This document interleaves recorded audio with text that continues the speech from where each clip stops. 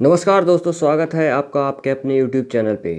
दोस्तों एक बार फिर आपके सामने आए हैं 1000 प्रश्नों की श्रृंखला टेस्ट सीरीज लेकर।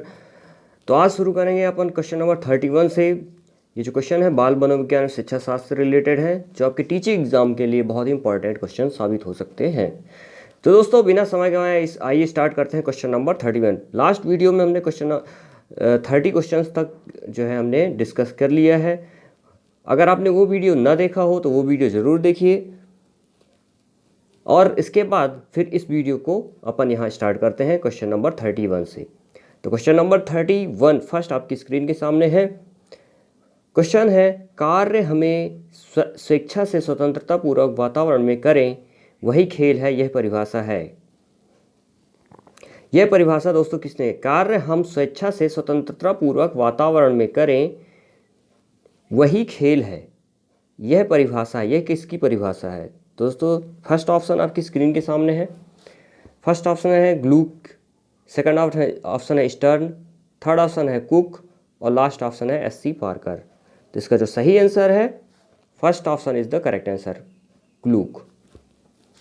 नेक्स्ट क्वेश्चन है आपका दोस्तों, यहाँ पे मैं कहना चाहूँगा कि आप लोग चैनल को सब्सक्राइब करना मत भूलिए।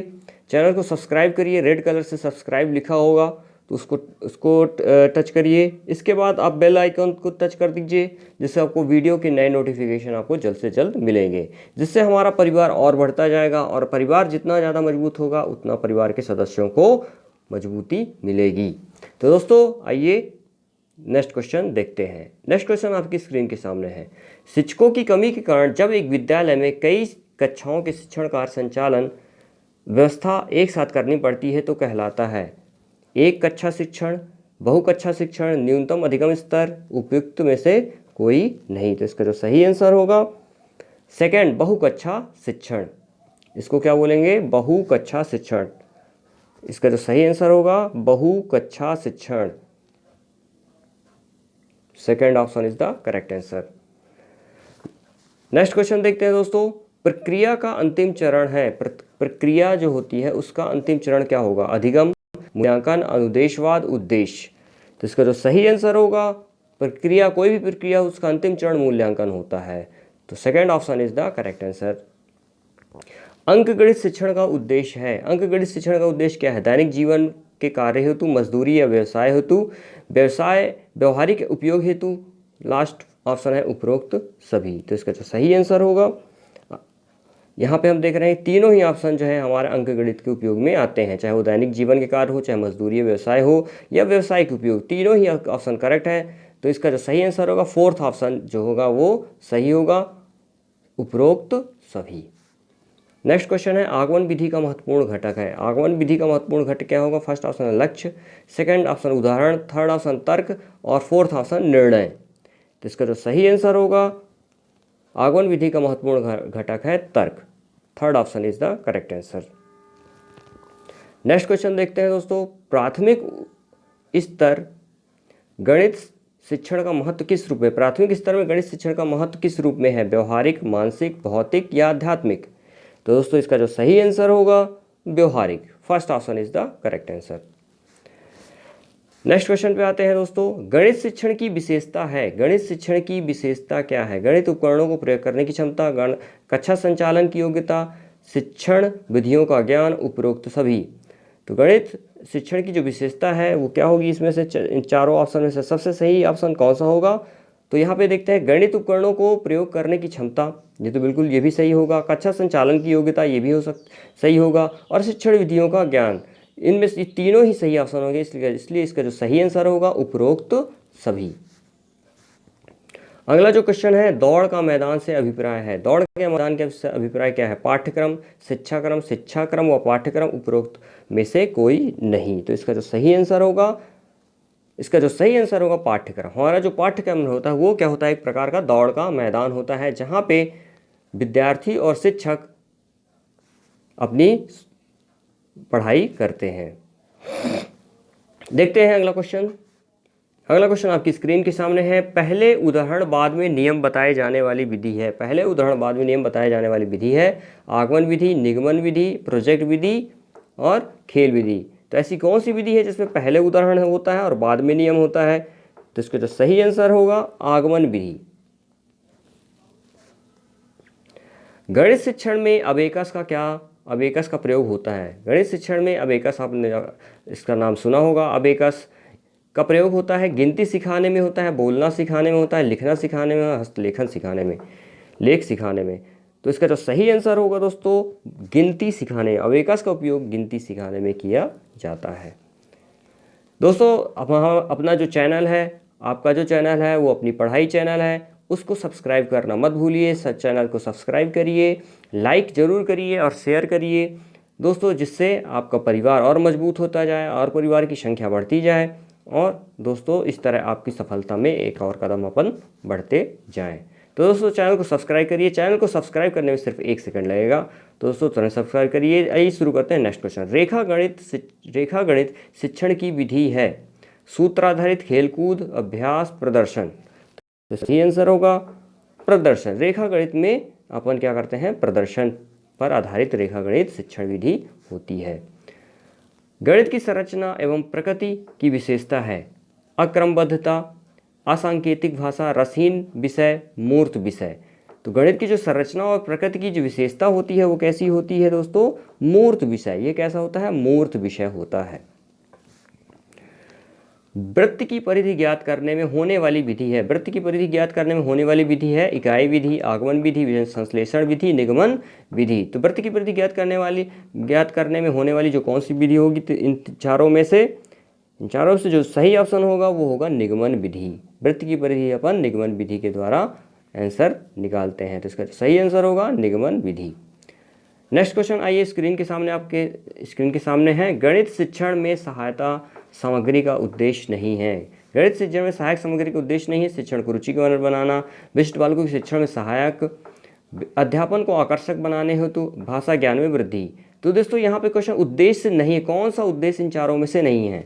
तो इसका जो सही आंसर होगा वो भाषा ज्ञान में वृद्धि, क्योंकि गणित शिक्षण का उद्देश्य भाषा ज्ञान में वृद्धि करना नहीं होता है। तो इसका जो सही आंसर होगा fourth option is the correct answer.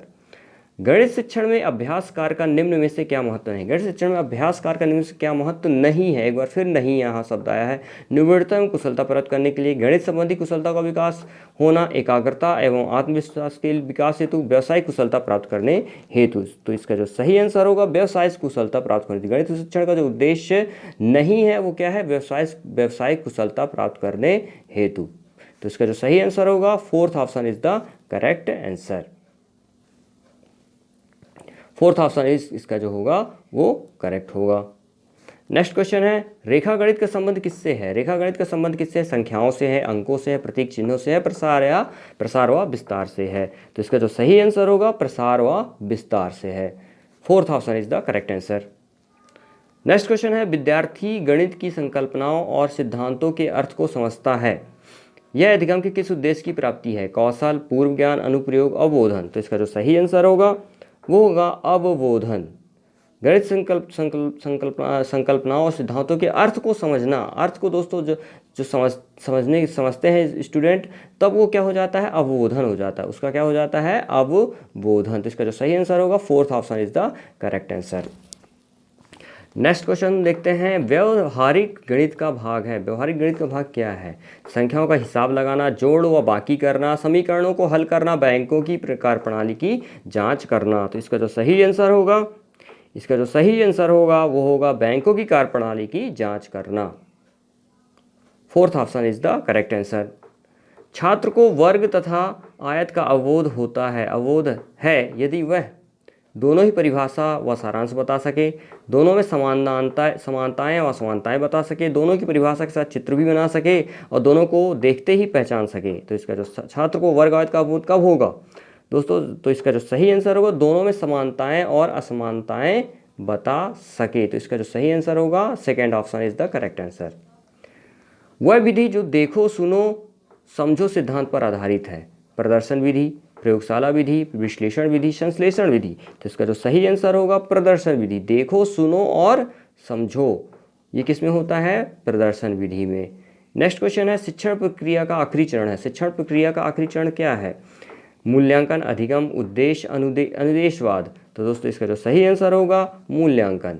मूल्यांकन शिक्षण प्रक्रिया का आखिरी चरण है। अगला क्वेश्चन है अंकगणित शिक्षण का महत्व है। अंकगणित शिक्षण का क्या महत्व है? घरेलू कार्य हेतु, मजदूरी, व्यवसाय हेतु, व्यवहारिक उपयोग हेतु, ये सभी। तो इसका जो सही आंसर होगा दोस्तों, इसका सही आंसर होगा ये सभी। अंकगणित का उपयोग इन तीनों में ही किया जाता है। नेक्स्ट क्वेश्चन है शिक्षण सिद्धांतों को अधिगम सिद्धांतों पर आधारित किया जा सकता है।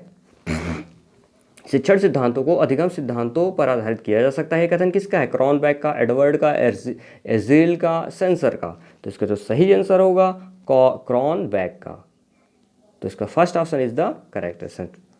नेक्स्ट क्वेश्चन है बीजगणित शिक्षण की विधि है। बीजगणित शिक्षण की विधि कौन सी है? समीकरण विधि, खेलकूद विधि, प्रदर्शन विधि, इनमें से कोई नहीं। तो इसका जो सही आंसर होगा समीकरण विधि। बीजगणित में दोस्तों आप पढ़ते ही हैं, पूरा क्वेश्चन बनाते हैं, जो अलजेब्रा होता है बीजगणित में, उसका एक समीकरण बनाते हैं, समीकरण बना के उसको हल करते हैं। तो बीजगणित शिक्षण की कौन सी विधि होगी? समीकरण विधि। गणित को कहा जाता है, गणित को क्या कहा जाता है? विद्यार्थियों का दुश्मन, शक्तिशालियों की शक्ति, मन की भाषा, मस्तिष्क का व्यायाम। तो इसका जो सही आंसर होगा मस्तिष्क का व्यायाम। दोस्तों गणित को क्या कहा जाता है? मस्तिष्क का व्यायाम।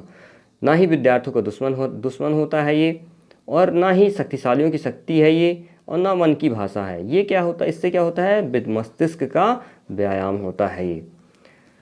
गणित के नियम व निष्कर्ष होते हैं, गणित के नियम व निष्कर्ष होते हैं वस्तुनिष्ठ, सार्वभौमिक, उपरोक्त में से कोई नहीं, वस्तुनिष्ठ व सार्वभौमिक दोनों ही। तो दोस्तों इसका जो सही आंसर होगा वो होगा वस्तुनिष्ठ और सार्वभौमिक दोनों। Fourth option is the correct answer. इकाई योजना के निर्माता हैं किलपैट्रिक, मॉरिसन, बेलार्ड, इनमें से कोई नहीं। तो इसका जो सही आंसर होगा मॉरिसन। इकाई योजना के निर्माता कौन है? मॉरिसन। अगला क्वेश्चन आपकी स्क्रीन के सामने है। सेक्सटेंट किस प्रकार की अधिगम सामग्री है? सेक्सटेंट किस प्रकार की अधिगम सामग्री है? दृश्य सामग्री, श्रव्य सामग्री, दृश्य व श्रव्य सामग्री, चित्र सामग्री। तो इसका जो सही आंसर होगा दृश्य सामग्री।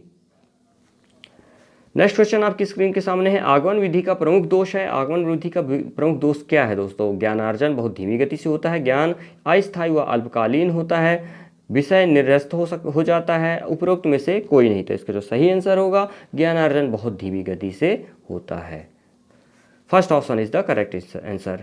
नेक्स्ट क्वेश्चन आपकी स्क्रीन के सामने है दोस्तों। रेखागणित शिक्षण की निम्न में से श्रेष्ठ विधि है। रेखागणित शिक्षण की श्रेष्ठ विधि कौन सी है? सूत्र आधारित विधि, खेलकूद विधि, अभ्यास विधि, प्रदर्शन विधि। तो इसका जो सही आंसर होगा दोस्तों वो होगा प्रदर्शन विधि। रेखागणित की श्रेष्ठ विधि कौन सी होगी? प्रदर्शन विधि। तो दोस्तों ये क्वेश्चन थे मैथमेटिकल पेडागोजी से रिलेटेड।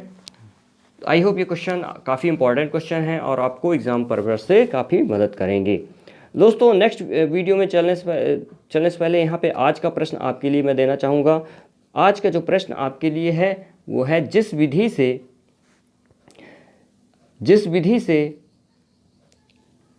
में पहले उदाहरण और बाद में नियम बताए जाएं वह है।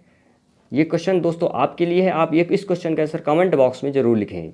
आज का जो प्रश्न है आपके लिए एक बार फिर बता दूं, आज का जो प्रश्न हमने एक श्रृंखला एक नया ये स्टार्ट किया है आज से, एक क्विज एक प्रकार का, जो आपके लिए एक क्वेश्चन जरूर वीडियो में अपन देंगे, तो जिससे आप जो है आपको भी एक क्यूरियोसिटी बनी रहे। तो दोस्तों यहाँ पे पहला क्वेश्चन हम दे रहे हैं आपके लिए। जिस विधि में पहले उदाहरण बाद में नियम बताए जाएं, जिस विधि में पहले उदाहरण बाद में नियम बताए जाएं वह कौन सी विधि है? समस्या समाधान विधि, आगमन विधि, निगमन विधि, इनमें से कोई नहीं। तो इनमें से जो भी आंसर सही हो वो, और आपको जो भी आंसर सही लगता हो कमेंट बॉक्स में ज़रूर लिखें दोस्तों। और चैनल को सब्सक्राइब करना मत भूलिएगा। चैनल को सब्सक्राइब करिए, लाइक करिए और शेयर करिए। दोस्तों अपना ख्याल रखिए, अपने बड़ों का ख्याल रखिए, अपने छोटों का ख्याल रखिए, अपने परिवार का ख्याल रखिए, अपने आस पड़ोस का ख्याल रखिए और सोशल डिस्टेंसिंग का पालन करिए, मास्क लगाइए, सैनिटाइज यूज करिए। दोस्तों स्वस्थ रहिए, मस्त रहिए। मिलेंगे नेक्स्ट वीडियो में एक नए टॉपिक के साथ। तब तक दोस्तों जो है अपना ख्याल रखिए। तब तक के लिए जय हिंद, जय भारत।